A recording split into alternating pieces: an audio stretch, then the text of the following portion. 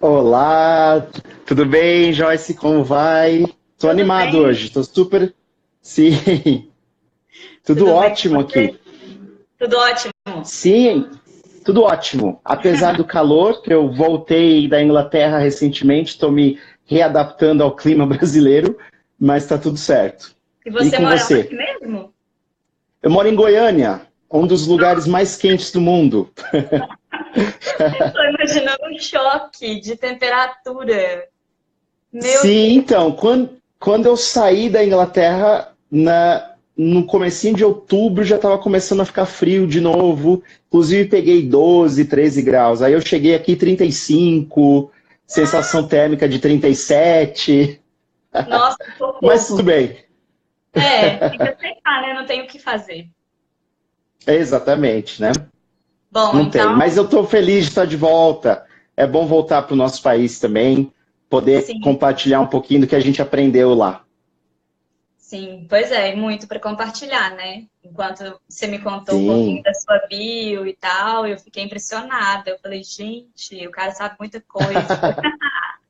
Achei Olha, muito na difícil verdade não estudar é na Inglaterra. tanto assim.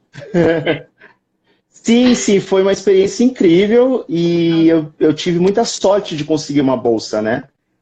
Porque senão não teria condições, é muito cara, muito difícil, mas eu acabei aprendendo muitas coisas relevantes para a profissão, né? Docente, então assim, coisas que eu vou implementar na sala de aula, vou ajudar professores que estão começando e os mais experientes também.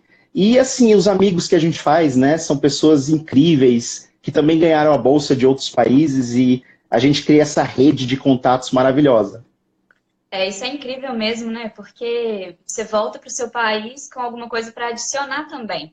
Não é Sim, assim, viajei, fui, fiz o que é para mim. Você vai poder retribuir muito para a comunidade, né? Principalmente para nós. Tá perfeito. todo mundo muito ansioso com esse tópico. Eu recebi vários Que bom, comentários dizendo que é muito interessante. Aqui a Tami está aqui falando agora, que maravilhoso esse tópico. Então, as pessoas se que bom, interessam que bom. muito pelo seu objeto de Sim, estudo. Então, acho que a gente tem muito a trocar, né? E eu estou muito com feliz que você certeza. topou esse convite. Então, antes da gente Muito ir direto ao obrigado. tópico, que todo mundo está doido para Sim, saber, eu queria que você se sim. apresentasse, para quem não te conhece ainda. Vamos lá então. Meu nome é André Hedlund, eu sou professor de inglês desde 2005, mais ou menos. Eu comecei a trabalhar numa escola local da minha cidade, São Roque. E assim, eu tive uma época que eu decidi que eu não seria mais professor, que não era para mim, só que eu percebi que eu estava errado, né? Percebi que é a profissão que eu quero trabalhar com treinamento de professores. E aí eu me formei em relações internacionais, então estava tentando fugir da profissão, né, de ensino.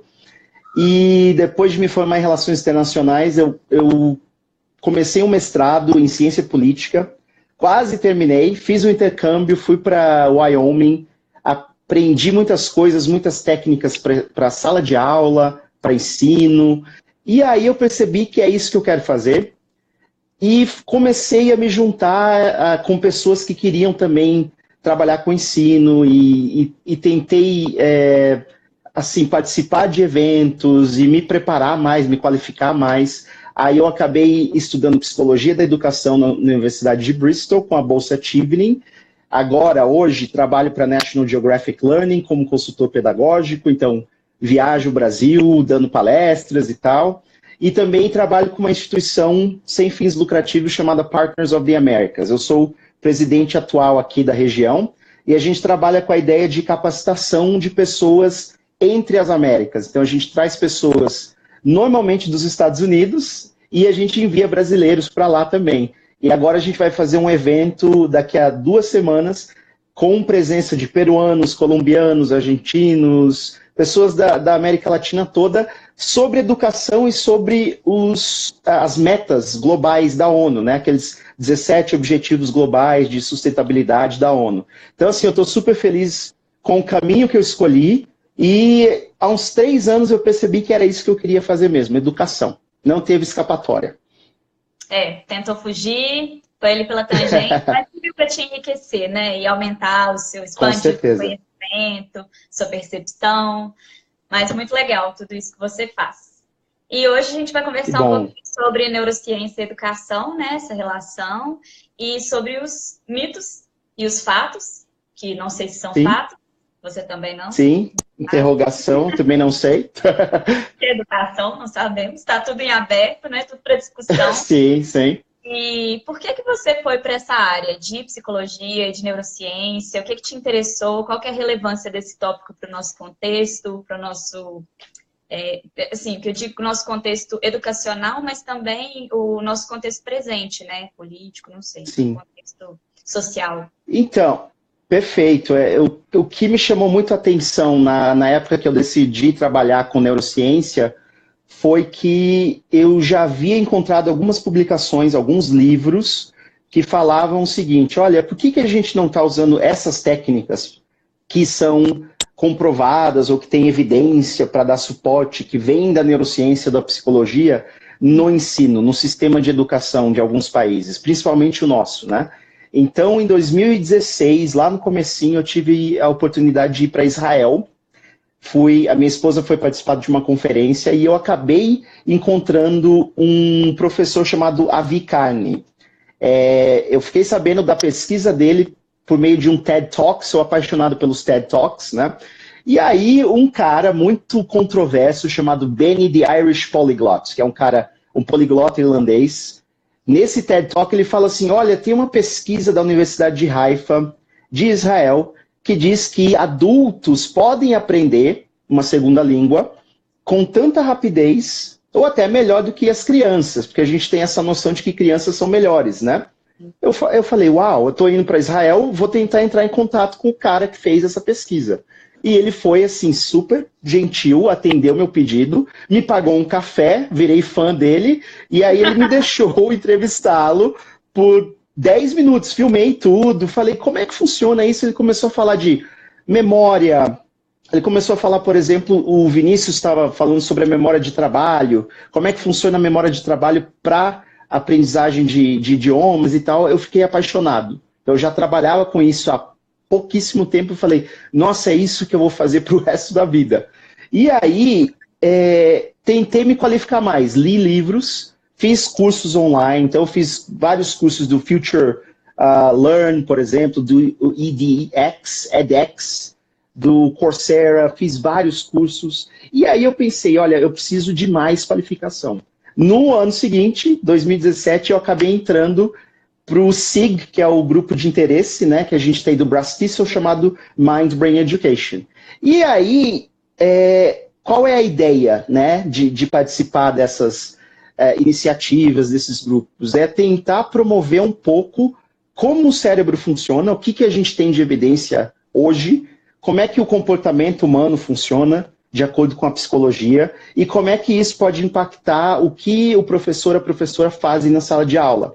Porque muitas vezes a gente entra sem saber nada. A gente não aprende isso em cursos de formação de pedagogia, de letras, licenciaturas e coisas afins, porque talvez falta um foco, falta talvez uma política pública, e a gente está num período, Joy, que eu acho muito assustador, que a gente está num período, assim, eu diria, anti-cientificista, né? A gente está num período que as pessoas estão promovendo ideias que a gente meio que já comprovou, rebateu há muitos anos, né? A Terra é plana, vacinas não funcionam e coisas do tipo. Isso me deixa extremamente assustado. Então, acho que a neurociência vem na contramão desse movimento aí para mostrar, olha, existe um corpo, existem conceitos que já foram comprovados ou que estão sendo comprovados por essa ciência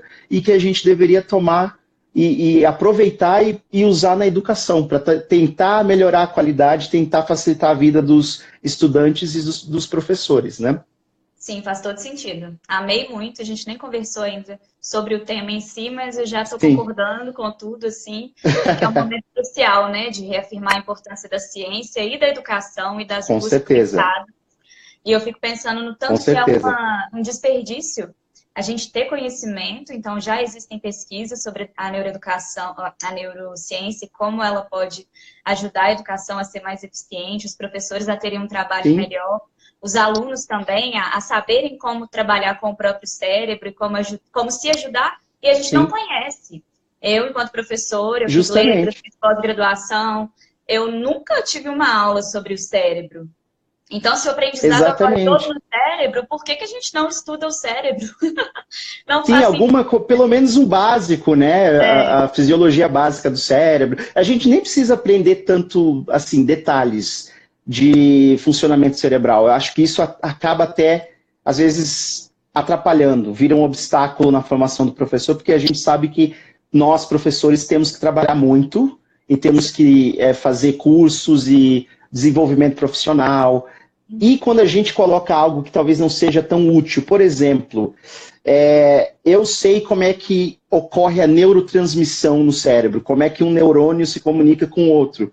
Aprendi isso no meu mestrado e antes, né? É legal passar essa informação para o professor, mas não precisa, por exemplo, saber que a gente precisa passar um limite de menos 55 milivolts, que a gente chama de action potential, por exemplo. Essas coisas são mais, eu diria, mais específicas para o trabalho de neurocientista ou psicólogo cognitivo. Mas aí, disso daí, o que a gente consegue aproveitar? O que isso significa? Ou quais são as implicações disso para a sala de aula? E isso a gente precisa falar mais.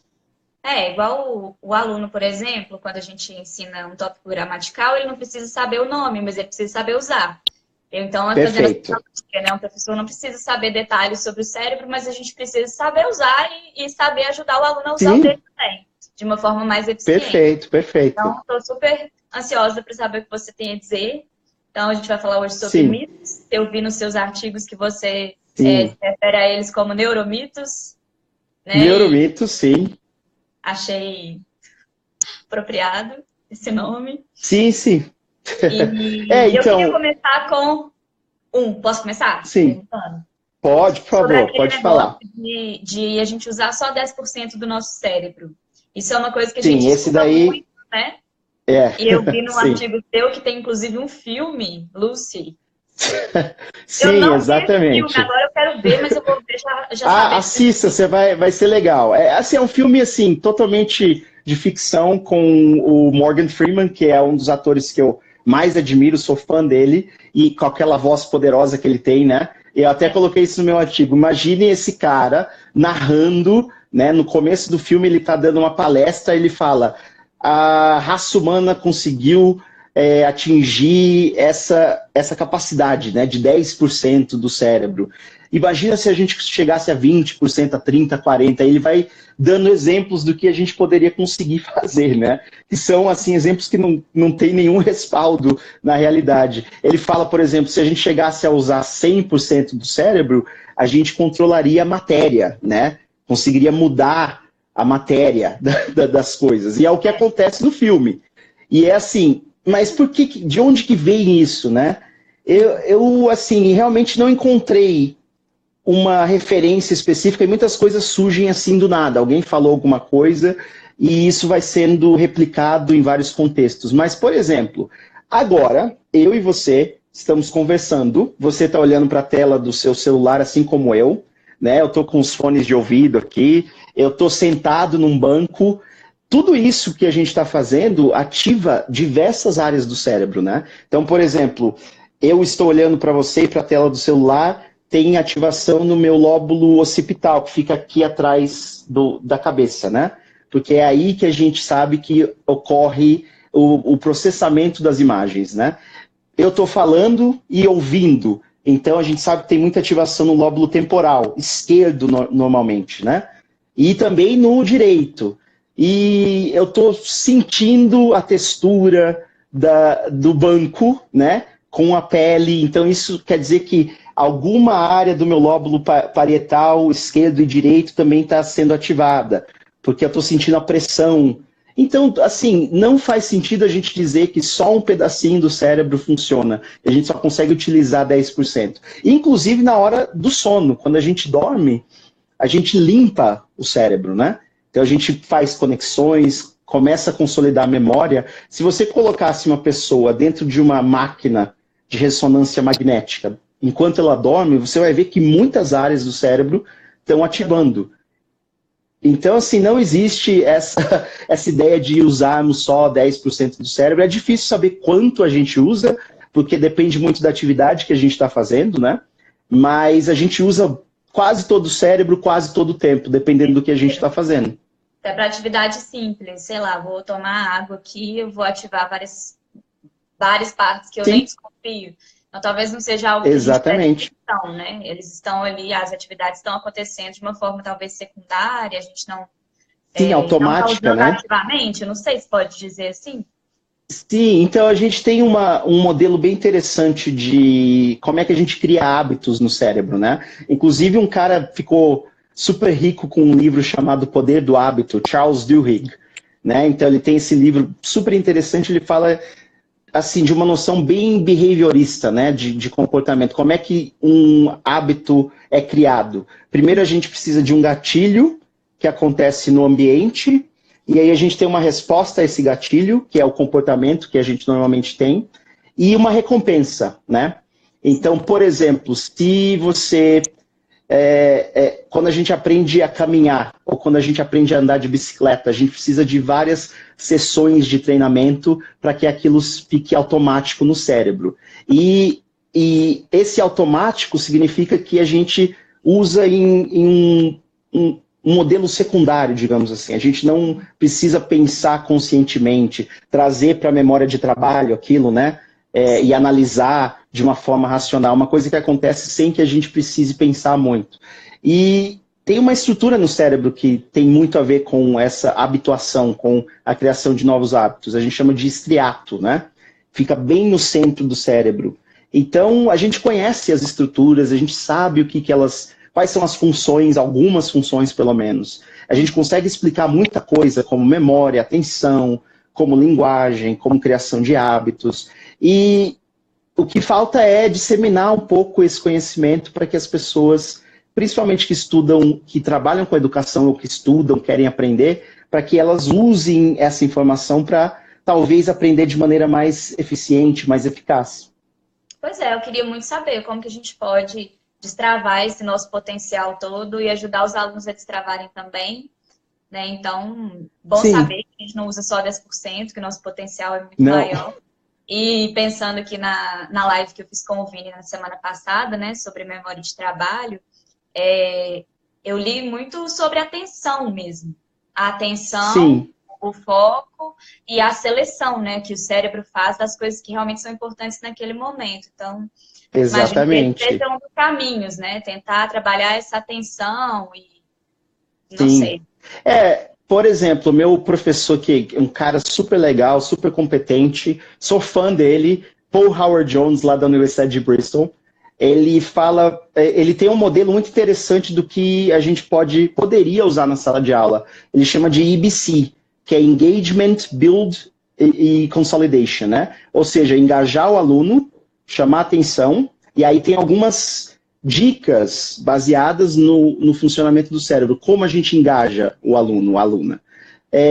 Por exemplo, novidade. Quando a gente traz algo novo, é quase impossível o cérebro não querer olhar para o algo novo, né? A gente percebe isso no nosso comportamento do dia a dia. E muitas vezes o que acontece na sala de aula é que a gente traz muito do mesmo, porque às vezes não dá para trazer algo novo sempre, né? Mas os professores acham... Sim, exato, porque a gente não tem tempo para preparar, e muitas vezes assim, é difícil a gente bolar uma novidade. Só que a novidade é algo que prende muito a atenção. Um outro elemento que ele coloca nesse engagement, por exemplo, é você trabalhar com uma approach response, né? Que ele chama de abordagem de resposta. Uma resposta de abordagem, aliás, que é você chegar para o aluno e se conectar com o aluno, desenvolver uma conexão emocional até, né? Ter algum tipo de envolvimento, algum tipo de ligação que seja além do cérebro acadêmico, né? Eu não quero só que o aluno aprenda conteúdos, mas também que aprenda habilidades sociais e que se importe comigo, que me respeite, porque aí o cérebro vai estar muito mais engajado. É mais difícil alguém não prestar atenção, aliás, é mais difícil alguém prestar atenção para em um professor que não chama, que não tem uma ligação com essa pessoa, né? Quando a gente vai para uma aula com quem... falando aqui do rapport, no comentário. Exatamente, do rapport, é perfeito. Então a gente sabe que tem alguns elementos que, se a gente trouxer para a sala de aula, provavelmente a gente consegue gerar mais atenção, mais engajamento. Aí, a partir daí, é criar memória, ou seja, construir e depois consolidar a memória. Então, a gente precisa de bastante revisão prática. Então, se você engaja num primeiro momento, prende atenção, consegue construir memória, porque aí os alunos estão prestando atenção. Se eles não estão prestando atenção, a transição nem ocorre, né? A gente não passa a informação para os outros modelos de memória, né? A memória de curto prazo ou memória recente e memória de longo prazo. E aí a gente começa a construir e consolidar. E muitas vezes o que a gente faz? Aquele aluno não está prestando atenção em mim, continuo dando aula. Mas aí você perdeu a oportunidade lá de consertar bem ali o que estava acontecendo, né? Então sempre tentar trazer atenção. Porque sem atenção e sem memória não tem aprendizado. Já dizia Eric Kandel, que ganhou o prêmio Nobel, inclusive, pelos estudos de memória. Aprendizado é atenção mais memória. Se não tem um desses elementos, não tem aprendizado. Eu vi muito nos seus artigos você falando que não existe uma fórmula mágica, né? Mas existe, então. É atenção mais memória. Agora, o problema é como a gente gera isso. Essa é a questão. É verdade. Não, mas a questão da fórmula mágica, eu fico feliz que você tenha citado, porque assim, a gente sabe que os cérebros são diferentes, né? Tem um ramo da psicologia que eu aprendi, foi uma das disciplinas que eu tive, né, em Bristol, que se chamava a psicologia das diferenças individuais. E o que isso mostra pra gente? Por exemplo, por que algumas pessoas têm um growth mindset e outras não? Tem uma mentalidade de crescimento e outras não. O que determina isso, né? Então tem fatores genéticos e tem fatores ambientais.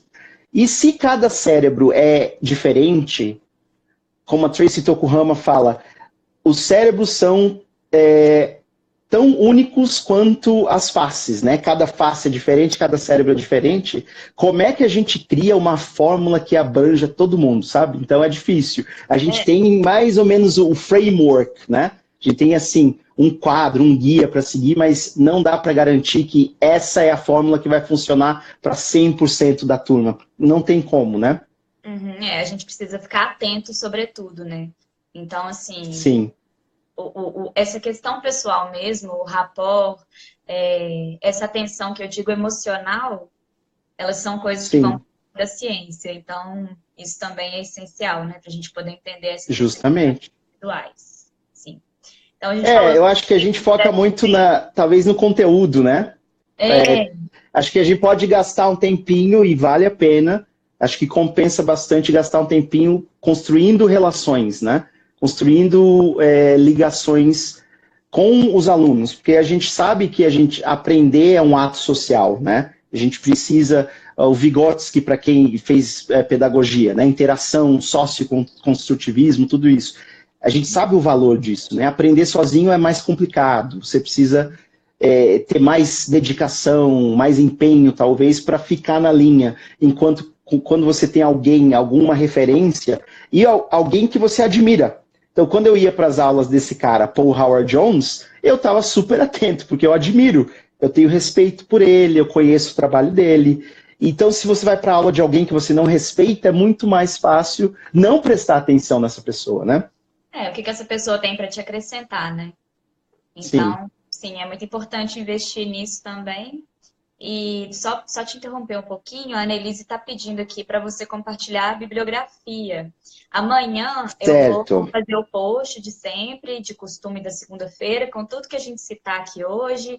Se o André quiser indicar mais alguma coisa, eu vou acrescentar lá também. Olha, Joy, não fique brava comigo, mas eu tenho uns 10 livros aqui para te mostrar depois. Maravilha, eu peguei minha biblioteca aí da neurociência e da psicologia.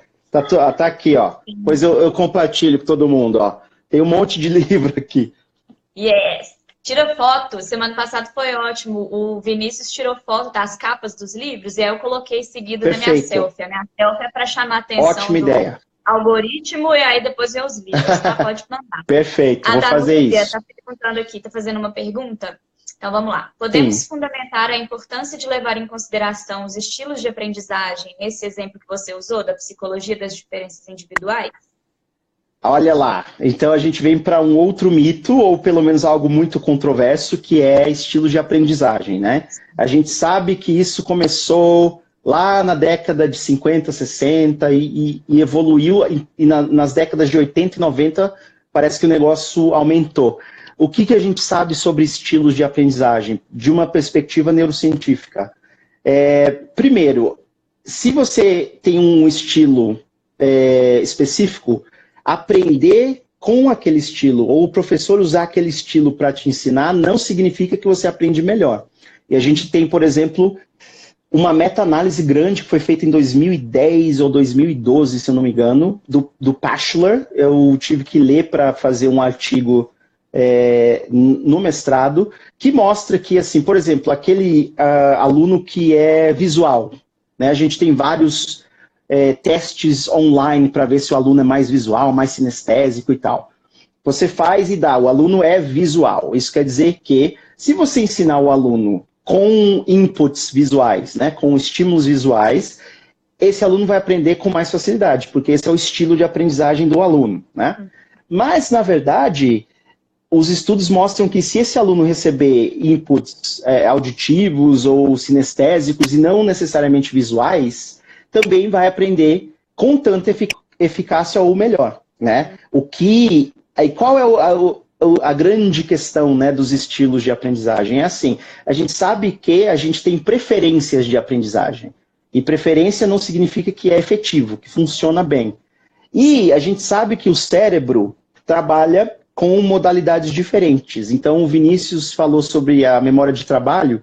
Um dos grandes autores da memória de trabalho, Alan Baddeley, ele coloca 3 canais, né? Na verdade, 2 canais da memória de trabalho, que é o visoespacial e o fonológico. Então, a gente precisa de informação ou de estímulo visual e fonológico, ou seja, imagens e sons para a gente criar memórias, né? Para a gente consolidar. E aí tem uma coisa no meio que ele chama de episodic buffer, né? Que seria um tampão episódico que vai meio que colocar essas informações visuais e fonológicas numa sequência que nosso cérebro entenda. Então, assim, todo mundo funciona assim, todos os cérebros funcionam assim, precisam, portanto, de imagens e sons. Então, pensar que um aluno só precisa ouvir, por exemplo, porque ele é auditivo, e não ver alguma coisa, quer dizer que você não está usando esse elemento, esse conceito básico da psicologia cognitiva, que é a codificação dupla. Ou seja, eu aprendo melhor olhando, vendo e escutando do que só olhando ou só escutando. Porque eu estou codificando duplamente. Então, assim, eu falei até numa conferência, esse mito do estilo de aprendizagem talvez não tenha feito tanto mal quanto a gente acha, porque, de alguma maneira, isso forçou os professores a pensarem em maneiras diversas de dar os estímulos, os inputs na sala de aula. Então, eles acabam fazendo a codificação. Né? Exatamente. Porque assim, eu imagino, eu não dava aula há tanto tempo assim, mas eu imagino que antes dessa teoria, né, de estilo de aprendizagem, os professores normalmente davam aula de uma maneira bem unilateral, era só o professor no centro bem na frente da sala, falando e tal, escrevendo alguma coisa no quadro. Então isso veio para tentar fazer o professor pensar que, olha, eu tenho alunos que têm estilos diferentes, então eu tenho que criar maneiras diferentes de passar o conteúdo. Então, de alguma maneira, isso ajudou, mas aí a gente tem um problema maior. A gente gasta muitos recursos. O próprio Celta, Delta, Cambridge, né, promove esse mito há algum tempo. Então, assim, a gente gasta recursos falando desses mitos, né, falando de coisas que a gente sabe que não tem respaldo na evidência científica, quando a gente poderia usar esses recursos financeiros, por exemplo, para fazer outras coisas, para criar modelos de como usar a neurociência e a psicologia na sala de aula. Então, assim, eu fico meio em dúvida, fez mal, mas também, de certa maneira, estimulou os professores a usarem maneiras diversas de passar conteúdo. Então, porque Porque no final O das que foi contas, o pior? Não sei. professor. Porque aí, no final das contas, o professor acaba usando tanto o auditivo quanto o visual e fica eficiente, né? Mas não é porque eu privilegiei o Isso, visual, porque um aluno tem essa preferência, sim, que ele aprendeu melhor. Foi exatamente pela combinação. E eu fico exatamente. pensando também na Perfeito. nossa função, né? Enquanto professores, a gente não é exclusivamente professor de inglês, a gente também tem que estimular outras partes. Então, além das Sim, habilidades sim, sociais, perfeito. por que não estimular mais as habilidades neurológicas? E aí eu fiquei pensando, enquanto você estava Isso, falando, eu não sei se faz sentido, mas que, por sim, exemplo, eu digo que eu sou mais visual. E sim. aí, um professor usa também recursos auditivos ou sinestésicos, porque um colega Sinestésico, meu sim, usou. Então, você, enquanto meu sim. professor, também está estimulando o meu lado auditivo para que eu desenvolva mais, já que eu já sou visual mesmo. Talvez você me Sim. estimulando auditivamente ou sinestesicamente, eu consiga desenvolver outras habilidades neurológicas também, né? Não sei se Sim. faz É, sentido. assim, como é que a gente pode dar um exemplo? Qual seria o perigo de você usar essa teoria de estilo de aprendizagem? Imagine que você tenha uma turma muito pequena de 3 alunos, por exemplo. Você faz um teste daqueles que estão online e esses 3, por coincidência, são alunos auditivos, né? Por exemplo, você como professor e uma pessoa que conhece a teoria, vai pensar na hora de planejar a aula, por que eu vou trazer elementos visuais se os meus alunos são auditivos, né? É verdade. Aí, então, você pode, talvez, não usar projeções no quadro, ou assim, os alunos são auditivos, eles não precisam anotar, porque eles conseguem aprender bem ou somente ouvindo o professor. A gente sabe que, sim, a gente precisa anotar, porque a nossa memória de trabalho ela é bem limitada, né? A gente tem a capacidade de segurar de 2 a 9 chunks, né, ou pedaços de informação. Aí tem alguns autores que falam 4 ou 7, o número mágico. Daqui a 15 minutos ou 10 minutos a gente esqueceu. Se a gente não anotou, não tirou da memória de trabalho para o papel, a gente sofre um negócio chamado de sobrecarga cognitiva, né? E então, assim, a gente sabe que é perigoso nesse sentido. Por isso que quando a pessoa tem preferência de aprendizagem, como você falou, a minha preferência é visual, né? Não é o seu estilo, mas é a minha preferência. Faz sentido a gente usar os outros também, porque a gente acaba fazendo a codificação dupla ou tripla, né? Com o sinestésico, por exemplo. E quanto mais associações a gente fizer a uma informação, um pedaço de informação que a gente está tentando ensinar, melhor. Então, se a gente viu a informação, ouviu a informação, e talvez a gente tenha, sei lá, feito teatro, dança, a gente tenha tido alguma performance mais física com aquela informação, é melhor para o cérebro, porque ele tem mais caminhos para encontrar aquela informação no córtex, né? Que é onde a gente armazena as informações como memória, né? Então, a gente fornece várias ferramentas de recursos diferentes para que aquilo se torne inesquecível. É basicamente isso, né? Eu uma vez li um livro Exatamente. no preparatório do TOEFL sobre psicologia, Sim, e aí falando exatamente isso, que a professora leva os alunos para estudar sobre folhas. E aí ela fala sobre as sim, folhas, ela mostra a imagem da folha, depois ela leva sim, os alunos lá fora e pega uma folha, depois faz arte com a perfeito. folha, é folha, folha, folha, folha, folha, até Sim, aquela informação entrar. Então, assim, o tem meu várias sonho de formas educação diferentes. seria esse. É o Né? Que sonho, é né? experimental. É meu sonho, por exemplo, algumas escolas na Finlândia fazem isso, as escolas brasileiras também fazem isso, né?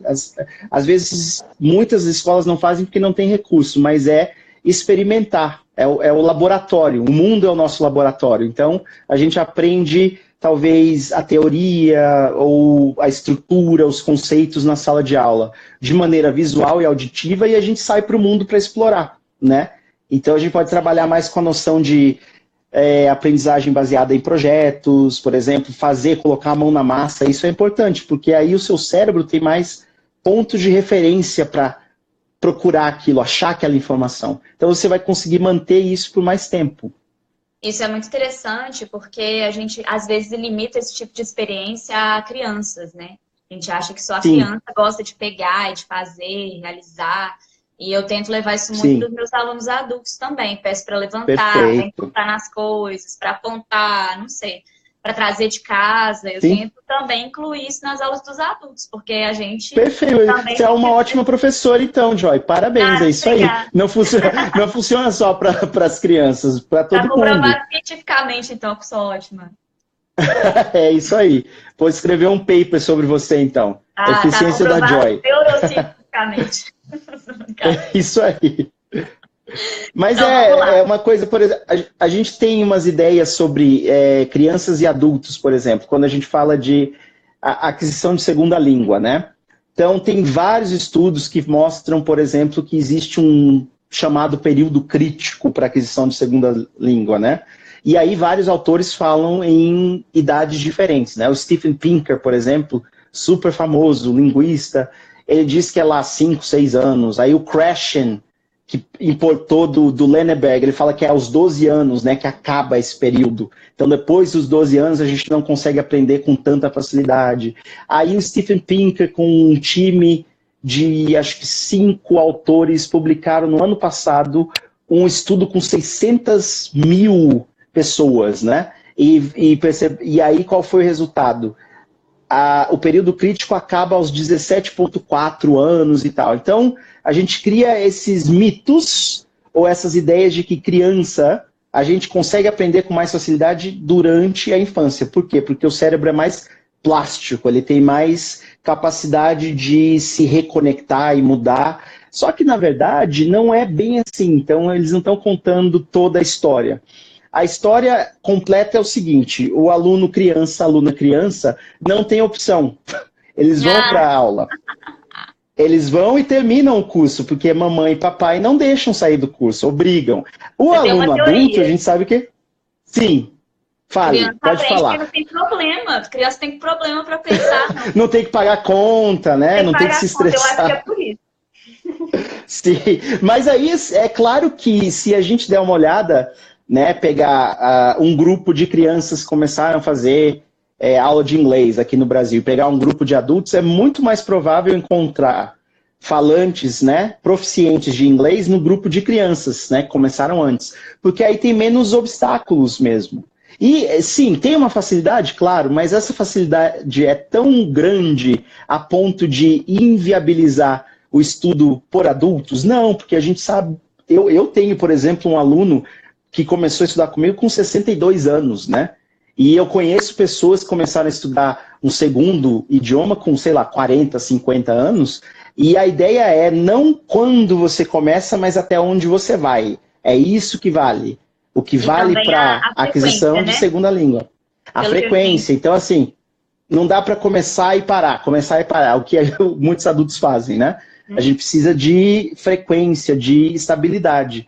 E também contato. Então, as crianças normalmente têm mais contato com música, filmes, então a gente tem mais exposição à língua, tanto dentro quanto fora da sala de aula, e tem menos medo, talvez, de experimentar, de tentar, de falar. E os adultos têm tudo isso.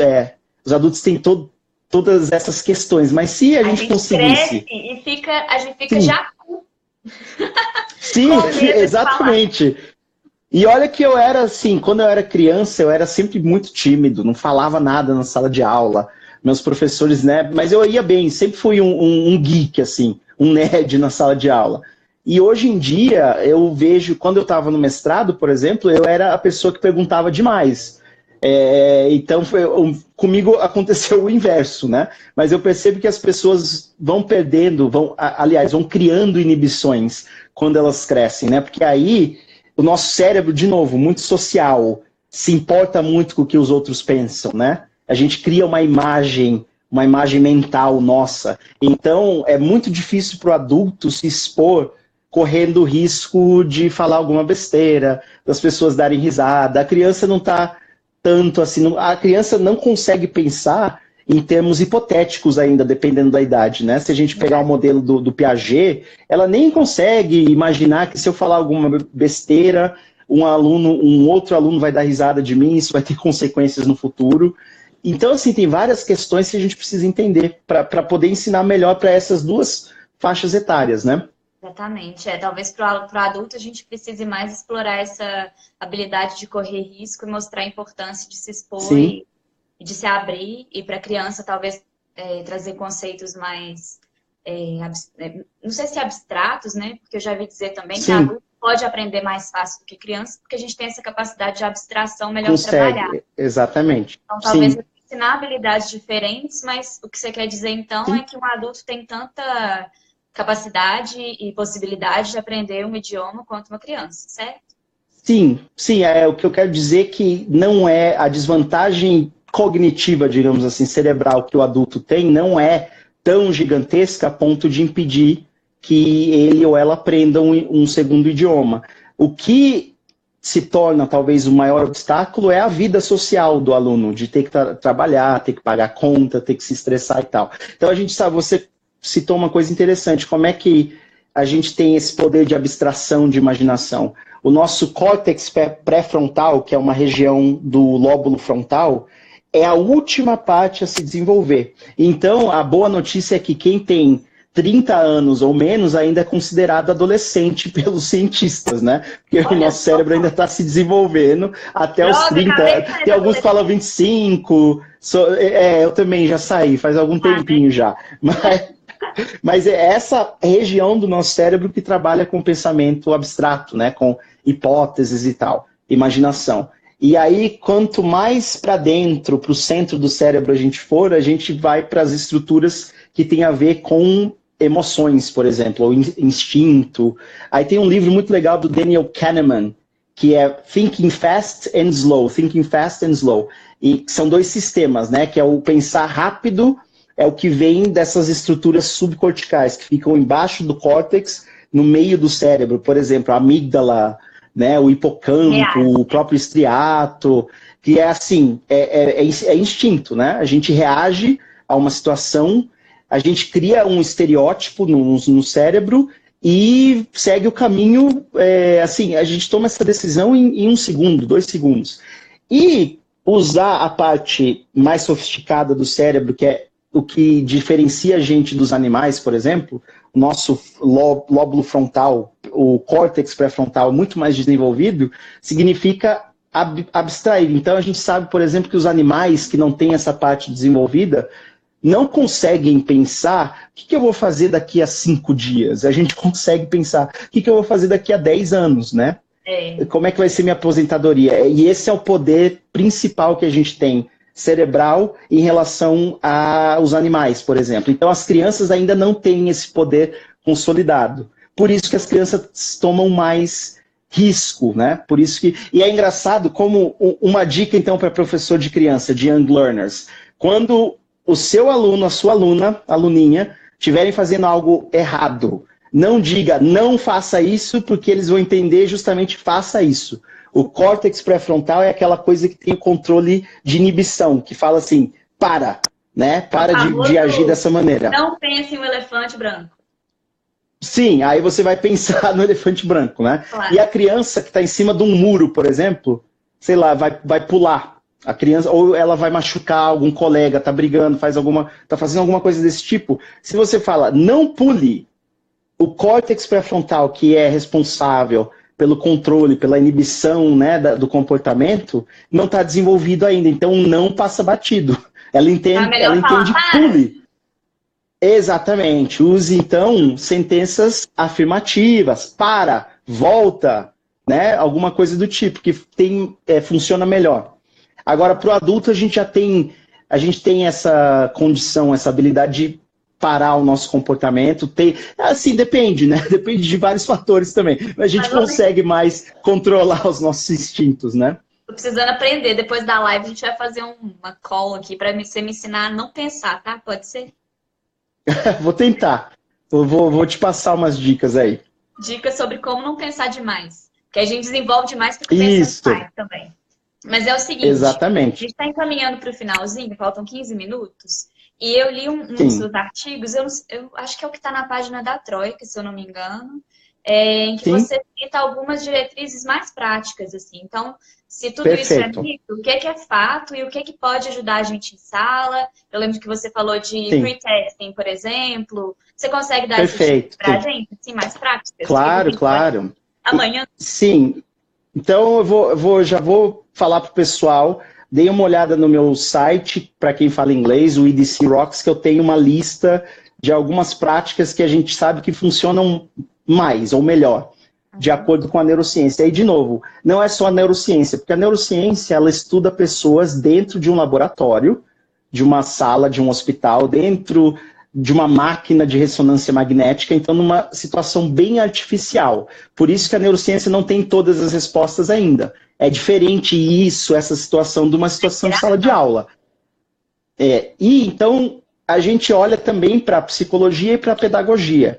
Por isso que a ciência da mente, cérebro e educação, Mind, Brain Education, é uma ciência interessante porque ela traz essas três áreas, neurociência, psicologia e pedagogia, e educação. Então, assim, quando a psicologia teoriza, olha, se a gente fizer repetição espaçada, por exemplo, que é uma técnica interessante, vamos colocar a pessoa dentro da ressonância magnética para ver se tem alguma ativação ali perto do hipocampo, por exemplo, que tem a ver com consolidação de memória, para ver se isso realmente tem algum respaldo na ciência, né? Então, o que a mente, cérebro e educação, ou Mind Brain Education, pode já informar os professores? A gente tem algumas técnicas, que eu vou citar aqui umas 4 ou 5 pelo menos, vocês podem começar a usar, que fazem muito sentido do ponto de vista de neuroimagem, né? A gente tem comprovação científica da neurociência e também de estudos psicológicos, da psicologia cognitiva, principalmente. O pre-testing, que é o pré-teste, né? Que é o quiz, por exemplo. A gente sabe que quando eu vou ensinar o conteúdo A, primeira vez que os alunos vão entrar em contato com esse conteúdo, é interessante, antes de passar o conteúdo, fazer um pré-teste.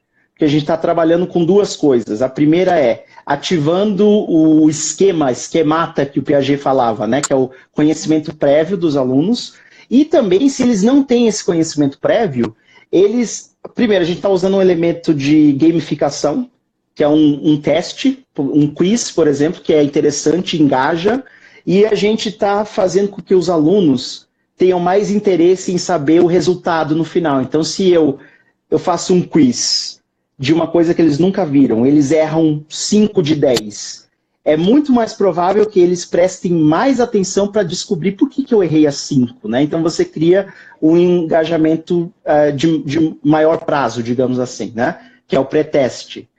Um outro elemento que dá para ser usado é a repetição espaçada. A gente sabe que o cérebro demora algum tempo para consolidar a memória, então a gente precisa dormir para consolidar alguns tipos de memória. Memória declarativa, por exemplo, que é memória de conceitos, vocabulário, estruturas gramaticais. Então, agora vem a controvérsia. Não é legal aluno chegar depois da sala de aula e fazer lição de casa sobre aquele tema que viu na sala de aula. Por quê? Porque precisa dormir para consolidar a memória. Então, se eu faço no mesmo dia, eu estou gastando recursos cognitivos que eu poderia usar, por exemplo, no outro dia, porque eu estou aumentando o espaço da sessão, digamos assim, né, de input que eu recebi na sala de aula e da revisão. E aí a ideia é sempre assim, aumentar mais ainda. Se você consegue aumentar 1 ou 2 dias, ou uma semana, ou um mês, e ainda lembrar daquela coisa que você aprendeu na sala de aula, quer dizer que você aprendeu mesmo. Porque se você lembra no fim da tarde o que você estudou hoje de manhã, quer dizer que está fresco ainda na memória, você conseguiu achar. Isso não significa que você aprendeu. Teste a si mesmo no outro dia para você ver a diferença. Né? Então é repetição espaçada. E isso é extremamente eficaz. Isso aí a gente já conhece desde o finalzinho do século XIX, com um cara chamado Hermann Ebbinghaus, né? Uma outra técnica interessante é recuperação ativa, active retrieval. Então, muitas vezes o professor ou a professora falam assim, vamos fazer isso aqui em pares, né? O que vocês sabem disso? Então, aí um aluno fala para o outro, olha, eu lembro disso. Então, o aluno A muitas vezes sabe, já conhece aquilo, aluno B não sabe nada. E o aluno B não teve a oportunidade, então, de buscar no cérebro se sabia ou não sabia, porque o aluno A já deu a resposta. Então, é muito mais interessante, antes de começar o pair, né, de juntar os alunos em pares, em trios, deixar todo mundo pensar individualmente e depois juntar. Que é mais ou menos aquela ideia do think, pair, share, né? Primeiro individual, depois junta e depois compartilha com a turma toda. E também, assim, tem outras técnicas interessantes. Uma técnica legal, eu uso muito, inclusive eu trouxe aqui para todo mundo lembrar, Pomodoro, Brain Breaks, né? Então, esse Pomodoro Timer aqui, que eu uso, né? Eu coloco ele 25 minutos para a gente fazer trabalho focado e paro por alguns minutos, ou até menos de um minuto, né? E eu chamo isso de Brain Breaks. Eu aprendi isso com uma colega que veio dos Estados Unidos há uns 5 anos, praticamente. E como é que funciona? A gente sabe que tem 2 modelos de atenção, né? Ou de pensamento, como o Daniel Kahneman fala. Aí tem uma autora chamada Barbara Oakley. Ela fala do modo focado e do modo difuso. A gente precisa estar no modo focado para prestar atenção e receber os estímulos, os inputs, né? Mas a gente precisa estar no modo difuso, ou seja, não estar prestando atenção para que essas novas informações se comecem a consolidar, ou seja, comecem a ir para lugares mais profundos do cérebro. E como é que a gente ativa esse modo difuso? A gente faz uma pausa, dá uma quebra. Então, numa sala de aula, sei lá, de uma lição de 1 hora, 1h30, se a gente pensar em fazer um mini brain break a cada 15 minutos, a cada 20 ou 25 minutos, que pode ser, todo mundo levanta, vamos caminhar, vamos fazer alguma coisa, toca uma música, joga um jogo, qualquer coisa que não seja relacionada ao conteúdo, é melhor que não seja relacionada, para entrar no modo difuso, aí você consegue facilitar a consolidação. Então são coisas assim, né, que a gente pode usar. É importante que não tenha a ver com conteúdo, porque eu ficava com a impressão, assim, tudo isso que você está dizendo é um pouco intuitivo para mim, e também já fiz workshops, claro, conferências, de alguma forma entrou dentro da minha cabeça, né?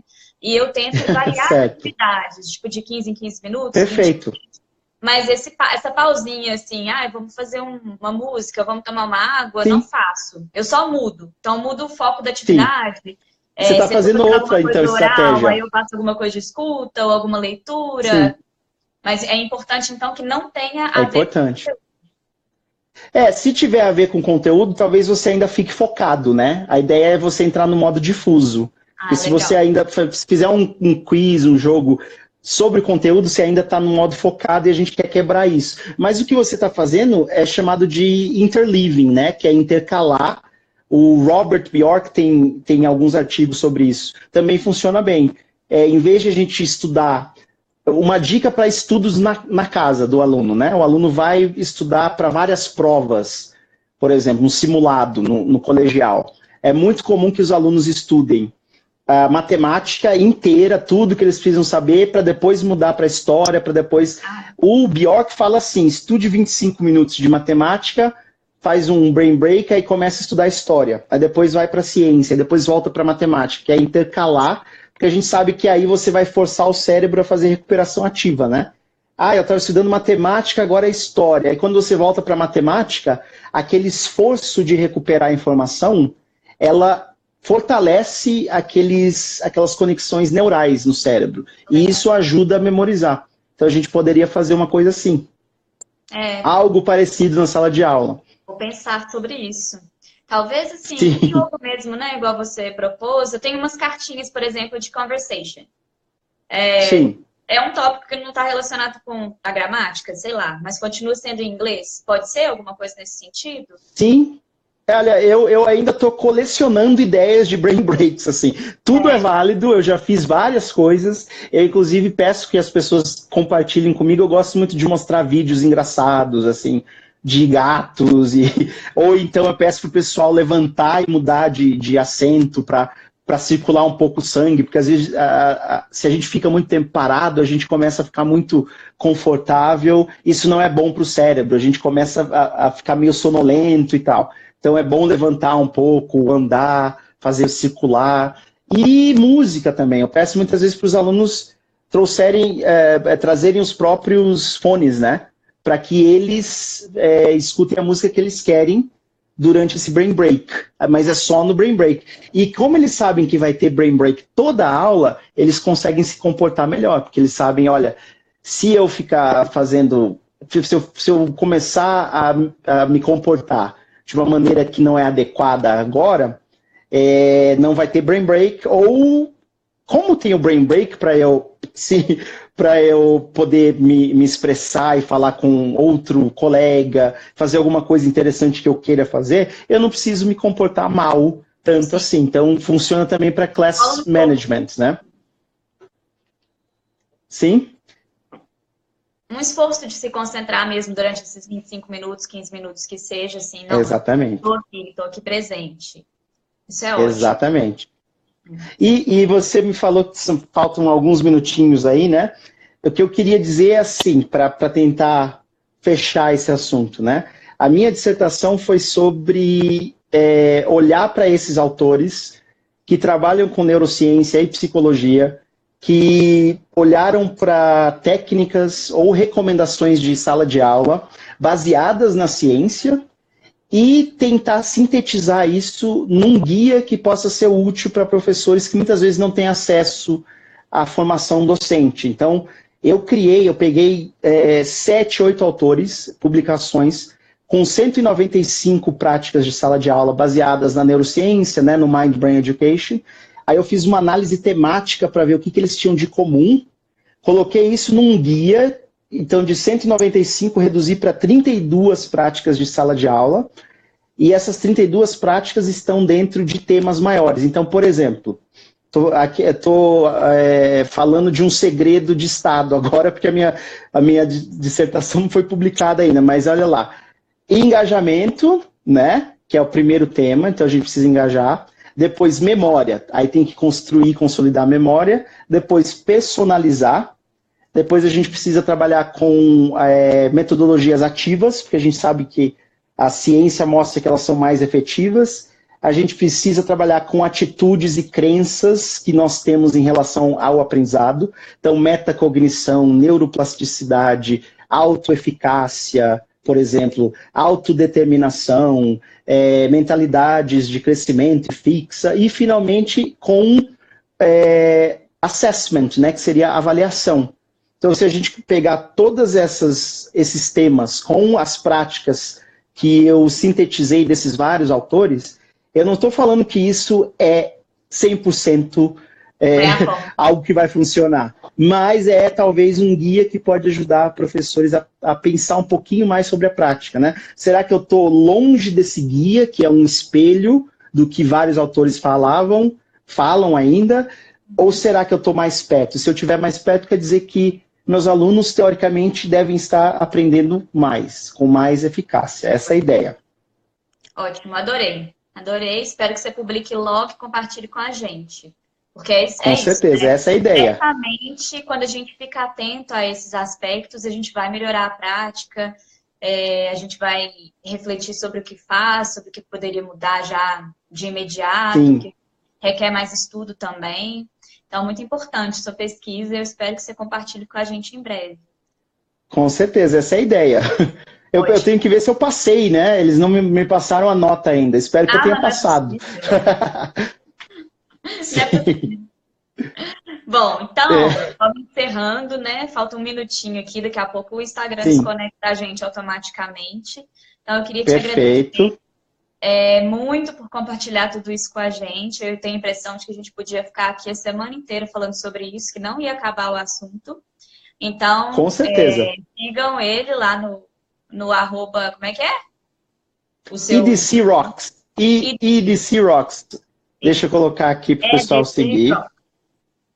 Isso. E amanhã já está disponível aqui a bibliografia e eu vou disponibilizar a live no YouTube, tá bom? Então, André, muito obrigada. Muito obrigado pelo convite. E a gente se Sim, fala. boa noite, obrigado. Obrigado pelo espaço e a gente se fala. Quem quiser me seguir no Instagram ou eu visitar meu site, tem muita coisa legal lá. Tem curso, tem